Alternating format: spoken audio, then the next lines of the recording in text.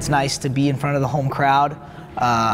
It's nice to open up with Spirit Night, something different. Normally Spirit Night's one of our last dual meets of the season, where this year it's going to be the first home match of the year, and we're expecting a big crowd, big turnout, and we're wrestling a very, very good opponent in Binghamton, who since I've been at Drexel, we haven't been able to beat, so we're hoping Spirit Night will push us over the hump to get that win. You know, we've been wrestling well as a team. We're getting better. We're young. We got some freshmen in the lineup, and we've had some injuries. So, you know, we're wrestling better, but this home stretch is going to be fun. It's somewhat nice to be midway through the year and having our first home match, because now we got 5, 6 home matches in a row. We created a motto last year, bring the heat, and HEAT is an acronym for heart, enthusiasm, aggressiveness, and together. In the beginning of the year, we traveled to California, which is an amazing experience. Awesome, beautiful. And we wrestled Cal Poly out there. We also wrestled in an open tournament. So it was good to get out there, like a little team retreat, relax by the pool, but then also get our workouts in and then grind it out wrestling.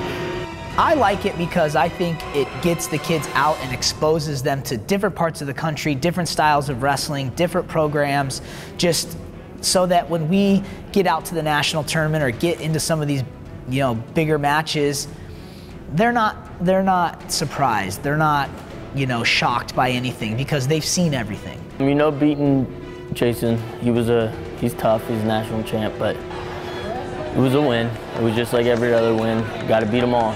So, and I beat him in the earlier in the season, but come March, gonna have to beat him again.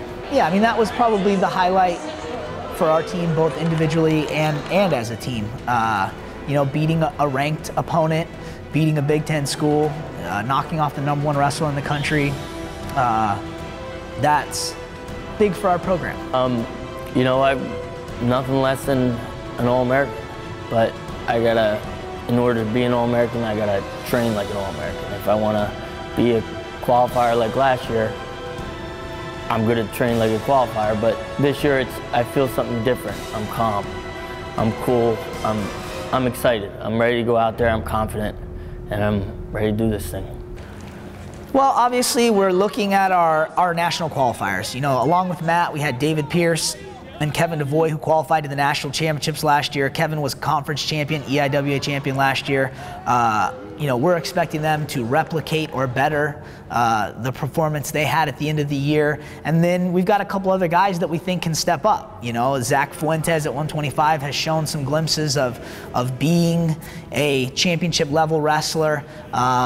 And then I think we got a couple guys in the upper weights who are showing some flashes of greatness. Our heavyweight Joey Goodhart is really noticeably getting better throughout the year.